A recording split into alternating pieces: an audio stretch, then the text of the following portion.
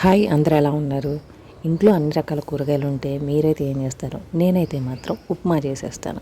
మార్కెట్కి వెళ్ళినప్పుడు కూరగాయలు తెచ్చుకుంటే ప్రతి చోట కవర్ అయితే తీసుకోను.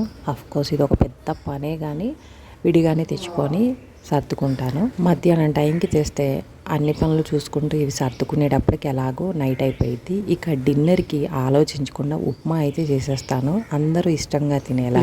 ఉప్మా అదొక టేస్ట్.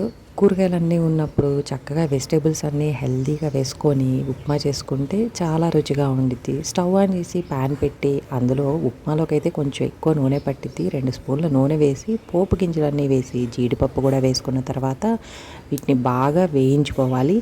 వేగిన తర్వాత ఉల్లిపాయ, పచ్చిమిర్చి, కరివేపాకు, సన్నగా తరిగిన ఉల్లిపాయలు కూడా చక్కగా వేయించుకోవాలి. బ్రౌన్ కలర్ వచ్చేంత వరకు వేయించుకొని ఇవి వేగాలంటే రుచికి సరిపడా ఉప్పు ఇప్పుడే వేసేసుకుంటే ఉల్లిపాయలు కూడా త్వరగా వేగిపోతాయి. ఇలా పోపు గింజలు అన్నీ ఉల్లిపాయలు మొత్తం వేగిన తర్వాత నేనైతే స్పెషల్గా ఇందులో ఒక పావు స్పూన్ అల్లం వెల్లుల్లి పేస్ట్ వేస్తాను. డైరెక్ట్గా అల్లం తరిగి వేస్తే ఆ టేస్ట్ వేరు, పేస్ట్ వేస్తే మాత్రం వెల్లుల్లితో కూడా కలిపి పేస్ట్ వేస్తే చాలా బాగుంటుంది. పచ్చివాసన పోయేంత వరకు బాగా ఈ అల్లం వెల్లుల్లి పేస్ట్ కూడా వేయించుకొని ఇక కూరగాయల చాయిస్ కొంతమంది బీన్స్ కూడా వేసుకుంటారు.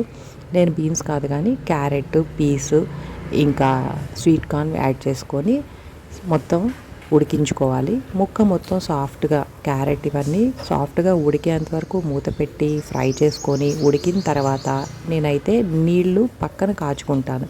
ఒక గిన్నె రవ్వకి 2.5 వరకు నీళ్లు వేసుకుంటాను. చల్లటి నీళ్ళు వేసుకుంటే అవి మరిగేలోపు మనం పోపులో వేసిన ఈ కూరగాయల ముక్కలు కానీ అసలు పప్పులు మొత్తం కూడా మెత్తగా అయిపోతాయి, తినడానికి రుచిగా అనిపించదు. అదే వేడి నీళ్ళు పోసుకున్నామంటే మనకి వెంటనే మరుగుతూనే ఉంటాయి కాబట్టి డైరెక్ట్గా రవ్వ వేసుకోవచ్చు. పప్పులు కానీ ఏది మెత్తబడిపోకుండా ఉంటాయి. సో కూరగాయల ముక్కలు కూడా ముందుగానే పర్ఫెక్ట్గా ఉడికించుకున్న తర్వాతే నీళ్ళు వేసుకోవాలి. నీళ్ళు వేసాక ఎక్కువ టైం ఉడికించాం కాబట్టి ఇప్పుడు మెల్లమెల్లగా బొంబాయి రవ్వ వేసుకొని కలుపుకుంటూ, ఉండలు లేకుండా ఉండాలి అంటే కలుపుకుంటూనే వేసుకోవాలి. బొంబాయి రవ్వ మామూలుగా రవ్వ పోసి కలిపే టైంలోనే ఉడికిపోయినట్టే ఉంటుంది, కానీ ఇంకొక 2 నిమిషాలు మూత పెట్టేసి ఉడికిస్తే మాత్రం టేస్ట్ చాలా బాగుండిద్ది. ఇందులోకి బెస్ట్ కాంబినేషన్ ఆవకాయ తింటే మాత్రం అదిరిపోవాల్సిందే. మీరు ఒకసారి ట్రై చేసి ఎలా ఉందో కమెంట్ చేయండి. వీడియో నచ్చితే తప్పకుండా లైక్ చేసి ఛానల్ని సబ్స్క్రైబ్ చేయండి.